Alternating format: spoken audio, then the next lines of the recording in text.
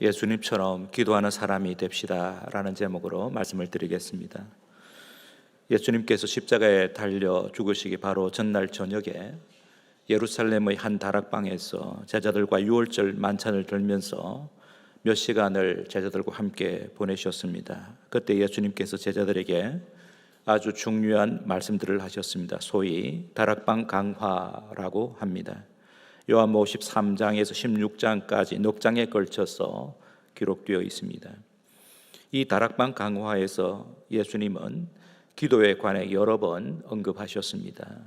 14장 12절에서 14절, 15장 7절, 16절, 그리고 오늘 본문인 16장 23절, 24절, 그리고 26절입니다. 그리고 난 뒤에도 그 만찬을 기도로 끝내셨습니다. 17장 전체가 예수님이 대제사장 기도라고 부르는데 그 긴 기도가 기록이 되어 있습니다. 그렇게 기도하신 후에 겟세마네 동산으로 가셔서 또 기도하셨습니다. 그러니까 예수님께서 십자가에 달리시기 바로 전날 목요일 저녁부터 다음 날 금요일 새벽까지 예수님에게 기도가 얼마나 중요했던지를 우리에게 깨우쳐 줍니다. 복음서를 살펴보면 예수님은 정말 기도의 사람이셨습니다. 기도를 즐거워하셨습니다. 예수님에게 기도야말로 하나님 아버지와 교제하는 시간이었습니다. 아버지와 사귀는 시간, 아버지와 사랑을 나누는 시간이었기 때문에 예수님에게 기도의 시간은 휴식의 시간, 평안과 안식의 시간이었습니다. 예수님에게 기도는 지루함이나 괴로움을 안겨주는 무거운 짐이나 마지 못해서 하는 일거리가 아니었습니다. 오히려 기다려지는 시간이었습니다. 예수님께서 다가올 십자가에 무거운 고통을 생각하며 겟세마네 동산으로 나아가 기도하실 때에 땀이 핏방울처럼 땅에 떨어질 정도로 무척 힘드셨지만 기도로서 승리하셨습니다. 기도를 통해 십자가를 질 수 있었습니다.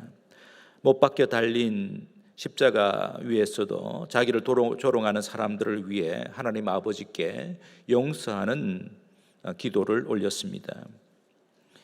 성도 여러분, 예수님이 기도의 사람이셨다면 그를 흠모하고 따르는 우리들도 기도의 사람이 되어야 하는 것 당연하지 않겠습니까?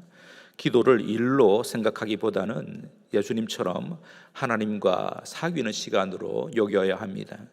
나에게 기도보다 더 즐거운 시간은 없다라고 고백해야 합니다. 그래야 제대로 된 신자입니다. 그런데 왜 우리가 기도해야 할까요? 기도해야 하는 이유는 우리의 세상살이가 만만치 않기 때문입니다. 예수님께서도 이 세상에서 어려움을 많이 겪으셨습니다. 그 어려움의 절정이 십자가였습니다. 예수님께서 당하신 십자가의 고통은 우리 인생들이 당하는 고통의 총합이었습니다. 그래서 그 고통은 크고 무거웠습니다. 예수님께서 운명하실 때에 그 주위가 어둠으로 캄캄해졌다고 하는데 이것은 하나님 아버지께서도 차마 보실 수가 없으셔서 눈을 돌리셨다는 의미이기도 합니다. 그렇습니다.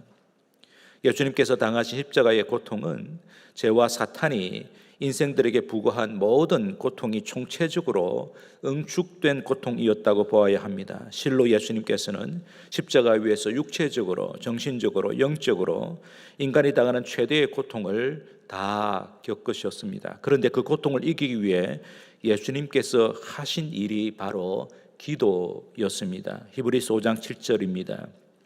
그는 예수님입니다. 예수님은 육체에 계실 때에 자기를 죽음에서 능히 구원하실 이 하나님 아버지죠. 하나님 아버지에게 심한 통곡과 눈물로 간구와 소원을 올렸고 그의 경건하심으로 말미암아 들으심을 얻었느니라. 성도 여러분, 우리에게 어려움과 고통이 있는 것 생각해 보면 축복입니다. 그래야 우리가 기도하기 때문입니다. 기도하면 하나님과 교제하게 되고 거기서 세상을 이기는 지혜와 힘을 얻기 때문입니다. 그러하기에 고통은 기도의 깊은 세계로 나아가게 하는 축복의 관문입니다. 고통 속에서 우리의 인격과 믿음과 기도가 정금같이 단련되기에 고통은 피해갈 것이 아니라 품어야 합니다. 그래야 자기도 살고 남도 살리는 새 역사가 열리게 됩니다. 오늘 본문 20절을 보시기 바랍니다. 20절 내가 진실로 진실로 너에게 이르노니 너희는 곡하고 애통하겠으나 세상은 기뻐하리라. 너희는 근심하겠으나 너희 근심이 도리어 기쁨이 되리라. 예수님께서 제자들에게 이제 얼마 있지 않으면 곡하고 애통하게 될 것이라고 말씀하십니다. 그날은 근심의 날이요 고통의 날이라고 말씀하셨습니다. 21절에서는 그 고통이 얼마나 큰지 마치 산모가 아이를 해산할 때 경험하는 고통이라고 하셨습니다. 우리 여성도들께서는 자녀를 낳을 때에 그 엄청난 진통을 느꼈을 것입니다. 죽을 것 같은 고통을 느꼈을 것입니다. 애석하게도 남자들은 그 해산의 고통을 경험할 수 없습니다. 하지만 남자들도 여자들 못지않게 큰 고통에 시달리고 있습니다. 직장 속에서 만만치 않은 고통 속에서 살고 있습니다. 예수 믿고 살기 때문에 아이고 나 죽겠다라는 말을 하지 못하지만 속으로는 정말 사표를 던지고 싶었을 때가 한두 번이 아니었을 것입니다. 10대 청소년들이나 대학생들, 청년들은 어떠합니까? 빨리 어른이 되고 싶고 가정을 이루고 싶고 안정된 자리를 잡고 싶을 것입니다. 지금의 불확실한 현실에서 빨리 벗어나고 싶을 것입니다. 어르신들은 어떠합니까? 늙어가는 신세가 외롭고 슬퍼지는 않습니까? 이것이 우리의 현실이죠. 그런데 예수님께서는 오늘 본문에서 약속하셨습니다. 제자들이 근심과 슬픔과 애곡과 고통에 완전히 사로잡힐 수는 없다고 하셨습니다. 오히려 제자들을 사로잡는 것은 기쁨이라고 말씀하셨습니다. 오늘 본문에서 강조하는 단어는 기쁨입니다. 오늘 읽었던 이 본문 예수님께서 제자들과 함께 나누셨던 다락방 강화 가운데 한 부분인데 5절을 읽었습니다. 이 5절 가운데에 기뻐하다 또는 기쁨이라는 단어가 6번이나 반복되어 사용되고 있습니다. 예수님이 그렇게 말씀하셨지요. 여기 기쁨은 우리 주님께서 주시는 기쁨입니다. 주님께서 주시는 기쁨은 제자들이 경험하게 될 모든 고난을 덮어버린다고 하셨습니다. 우리 주님께서 주시는 기쁨은 빼앗길 수 없는 기쁨, 충만한 기쁨입니다. 베드로 사도는 초대교회 성도들의 경험을 이렇게 고백했습니다. 베드로전서 1장 6절입니다. 그러므로 너희가 이제 여러 가지 시험으로 말미암아 잠깐 근심하게 되지 않을 수 없으나 오히려 크게 기뻐하는도다. 근심은 잠깐 동안 하고 오히려 큰 기쁨, 충만한 기쁨, 영원한 기쁨을 너희들이 누린다라고 초대교회 성도들에게 말씀하고 있습니다. 성도 여러분, 아무리 근심이나 고통이 크다고 해도 일시적입니다. 우리의 믿음을 연단하는 도구로 사용될 뿐입니다. 근심과 고통이 크면 클수록 결국에 가서는 그것보다 더 큰 기쁨을 경험하게 됩니다. 이것이 우리 주님께서 우리에게 주신 약속입니다. 사도들과 신앙의 선배들 그리고 우리들이 경험한 바이기도 합니다. 중요한 것은 주님께서 당신을 믿는 자녀들에게 지금 주시기 원하시는 것이 있는데 그것이 바로 기쁨이라는 것입니다. 그런데 예수님과 만찬을 나누었던 제자들이 그때 근심했습니다. 22절 보시면 지금은 너희가 근심하라. 내가 다시 너희를 보리니 너희 마음이 기쁠 것이요 너희 기쁨은 빼앗을 자가 없으리라. 제자들이 한동안은 근심했다라고 말씀하고 있습니다. 왜 근심했을까요? 예수님이 제자들에게 근심이 생겼던 것은 예수님과의 이별 때문입니다. 예수님께서 제자들에게 이별할 때가 다가오고 있다고 말씀하셨는데 제자들은 이해할 수 없었습니다.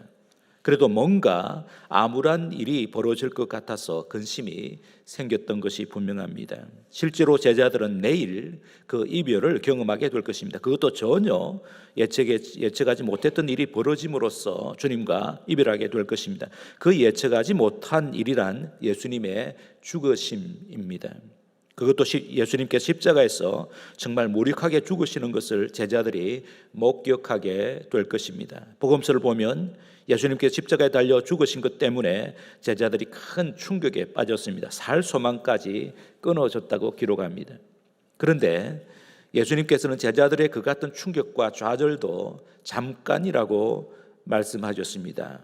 22절에 다시 보시기 바랍니다. 지금 너희가 근심하나 내가 다시 너희를 보리니 너희 마음이 기쁠 것이요 너희 기쁨을 빼앗을 자가 없으리라 라고 말씀하십니다. 곧 기쁨의 날을 맞이하게 될 것이라고 말씀하셨죠. 여기 기쁨의 날이란 예수님을 다시 만나는 날입니다. 그러면 이렇던 기쁨을 되찾게 될 것이라고 하셨습니다. 제자들이 예수님을 다시 만날 날이 언제입니까? 가장 빠른 죄회의 날은 예수님께서 부활하신 날입니다. 오늘 지금 읽고 있는 이 부분이 목요일 날 밤에 예수님께서 말씀하셨습니다. 그러면 예수님이 부활하신 날은 주일날이지요. 주일 저녁에 예수님께서 부활하신 다음에 제자들을 찾으셔서 만나 주시지 않으셨습니까? 그러니까 3일 만에 제자들이 예수님을 만난 다음에 기쁨이 회복이 되었다라고 하는 것을 우리에게 가르쳐 줍니다. 부활하신 예수님께서 40일간 지상에 계시면서 필요할 때마다 제자들에게 나타나셔서 만나 주셨습니다. 그리고는 재림을 약속하시면서 승천하셨습니다. 약속대로 예수님께서 다시 오실 재림의 날에는 모든 성도들이 우리 주님을 대면하여 만나게 될 것입니다. 그리고 천국에서 영원히 예수님과 함께 지낼 것입니다. 그렇다면 지금 우리는 예수님께서 성천하신 날과 재림하실 날 사이에 있으므로 현재는 우리가 예수님과 이별한 상태에 있다고 해야 할 것입니다. 그런데 성경은 아니라고 말씀합니다. 예수님께서 성천하시면서 분명히 말씀하셨습니다. 마태복음 28장 20절, 내가 세상 끝날까지 너희와 항상 함께 있으리라. 임마누엘의 약속입니다. 오늘 본문도 문맥을 잘 살펴보면 예수님께서 친히 말씀하신 죄회의 날이 부활절을 가리키는 것이 아니라 성령 강림절을 가리킨다고 해석해야 합니다. 오순절에 성령님께서 제자들에게 강림하셨는데 바로 그 성령님이 예수 그리스도의 영이십니다. 다시 말해서 성령님의 임재는 예수 그리스도의 임재와 다를 바 없습니다. 성도 여러분, 성령님이 지금 어디에 계십니까? 성도의 심령 안에 내주에 계십니다. 성도들의 모임인 교회 안에 내주하고 계십니다. 성도와 교회 안에 내주하고 계시는 성령님께서는 결코 떠나시는 법이 없습니다. 우리 안에 내주하고 계시는 바로 그 성령님을 통해서 예수님께서 영원히 우리와 함께 계시는 새로운 시대가 열렸는데 그 새 시대를 성령의 시대라고 부릅니다. 그러므로 성령의 시대에는 우리 믿는 성도들이 더 이상 예수님과 이별할 일이 없습니다.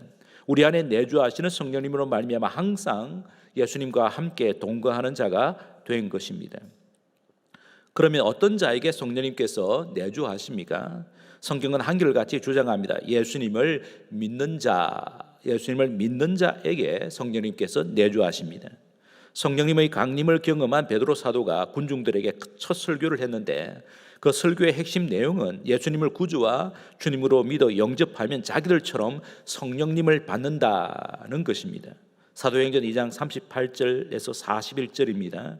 베드로가 이르되 너희가 회개하여 각각 예수 그리스도의 이름으로 세례를 받고 죄 사함을 받으라.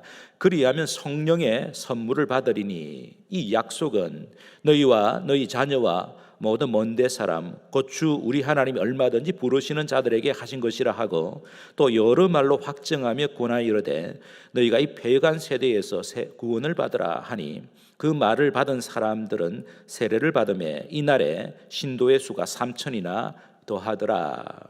여기 회개한다, 예수 그리스도 이름으로 세례를 받는다는 것은 동일하게 예수님을 구주와 주님으로 믿는다는 뜻입니다. 그렇게 예수님을 믿을 때 죄 사함을 받게 되고 성령님을 선물로 받는다라고 사도가 선포했습니다. 그 결과로 예수님을 믿고 세례를 받은 자가 그날에 3,000명이나 되었다고 증언합니다.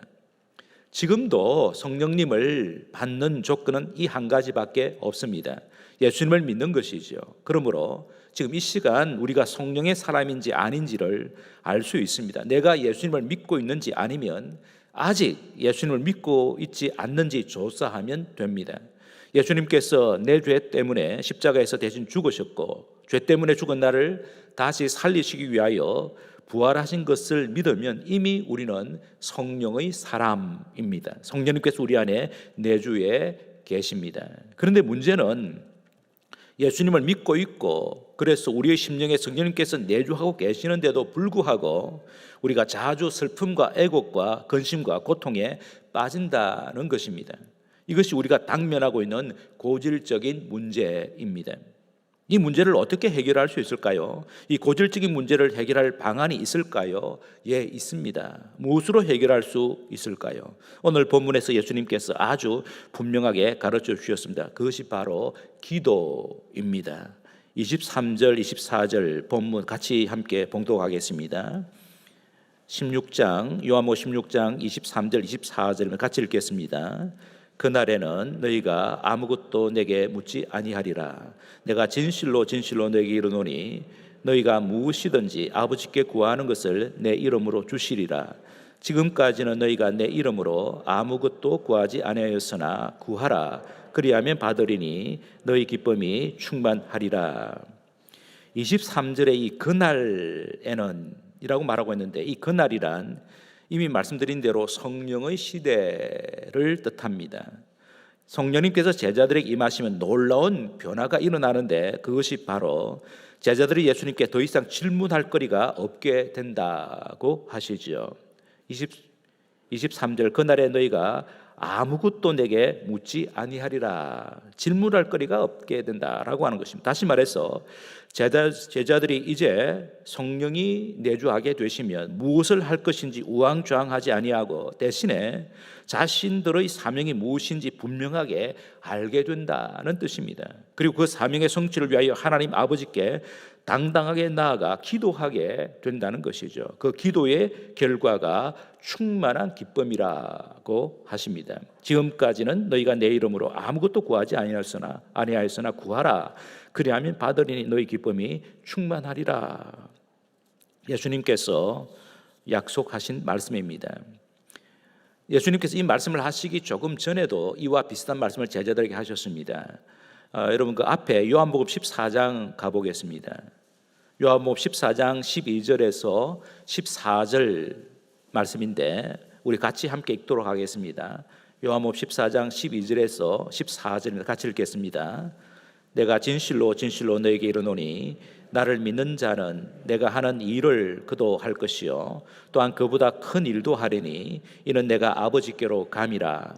너희가 내 이름으로 무엇을 구하든지 내가 행하리니 이는 아버지로 하여금 아들로 말미암아 영광을 받으시게 하려 함이라.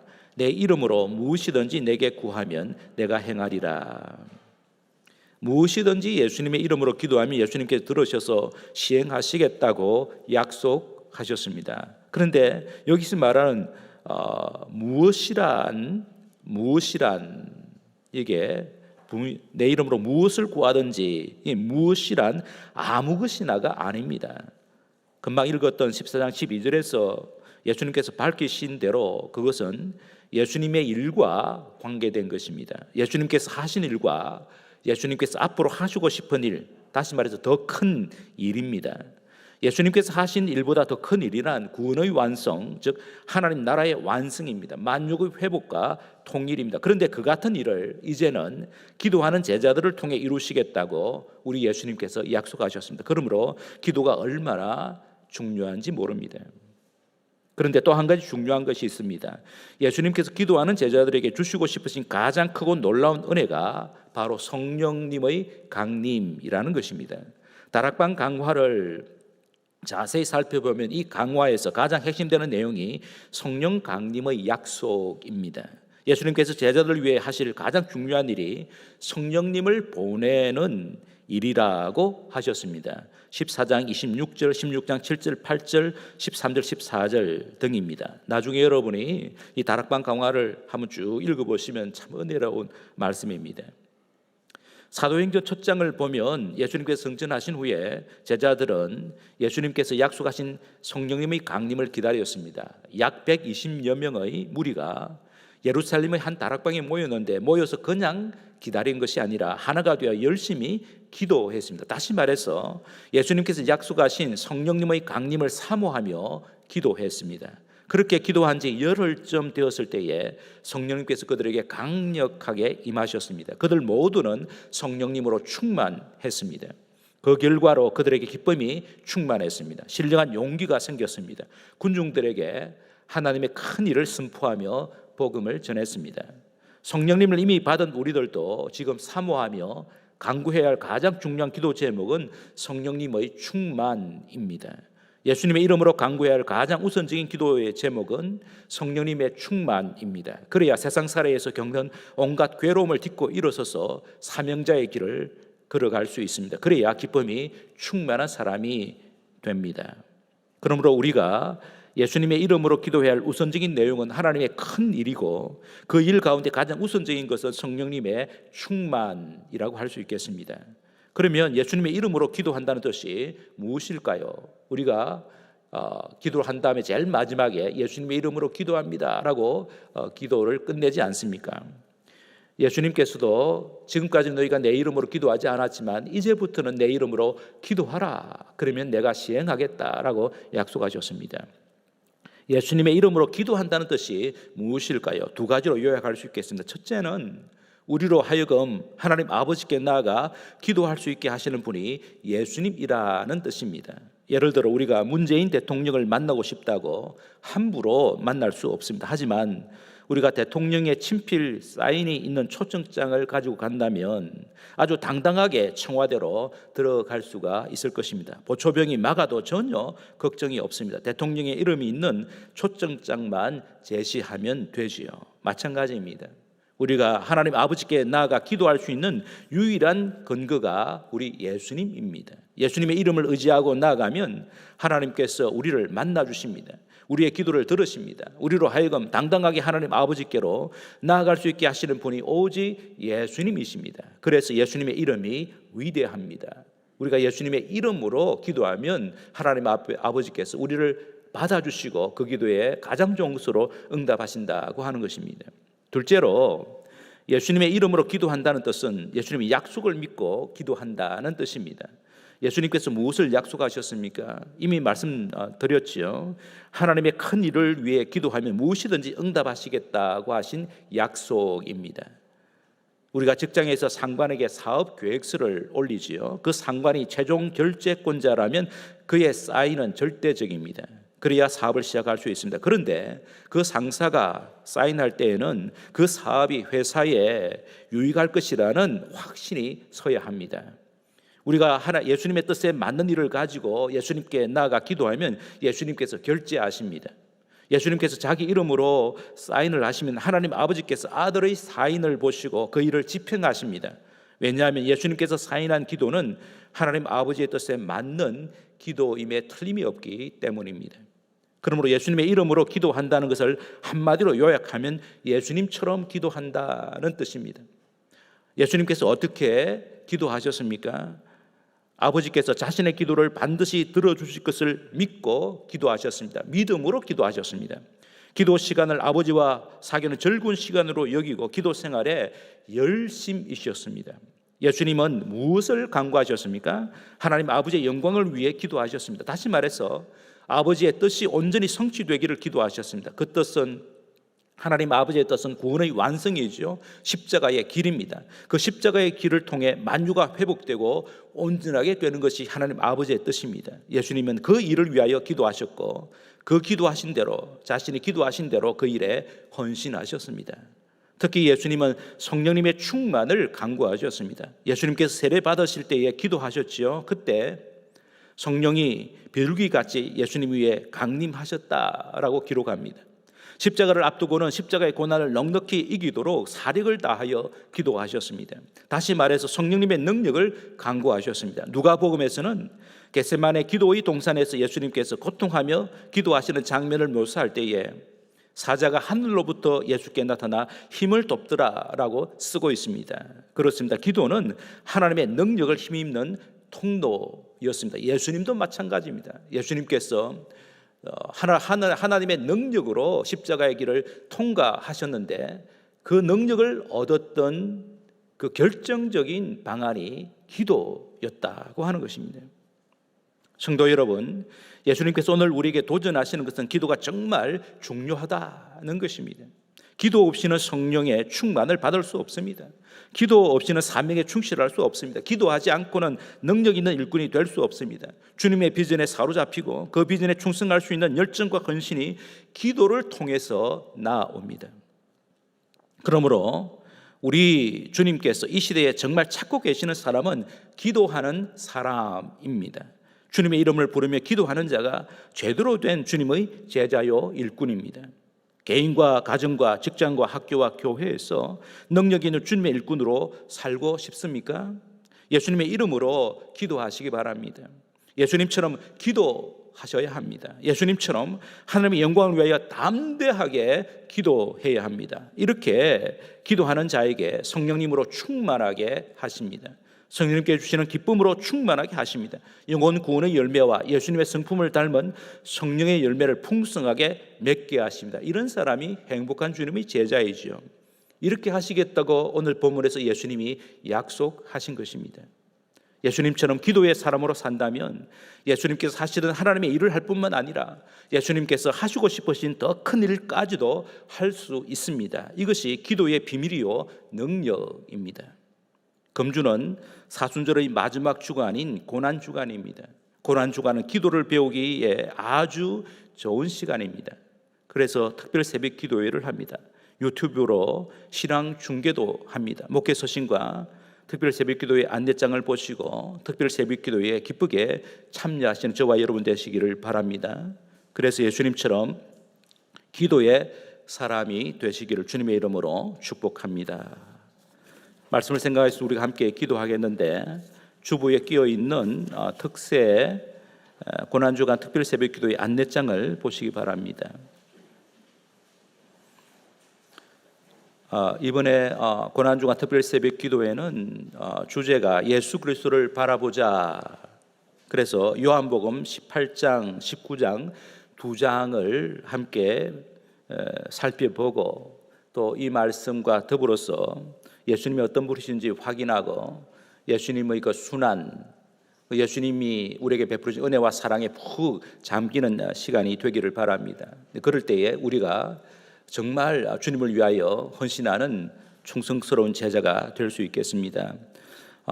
이 앞장을 보시면서 엿새 동안에 대표 기도하실 우리 장로님들 그리고 설교 제목들을 보시면서 근본 이 고난주간 특별 새벽 기도에 교회당에 나오셔서 아니면 집에서 정말 우리가 합심하여 기도하여서 예수님처럼 기도의 사람이 되어서 우리 자신이 새로워지고 우리의 가정과 교회가 새로워지고 이 세상을 새롭게 하는 사람들이 되게 하시옵소서. 서로 축복하면서 함께 기도하겠습니다.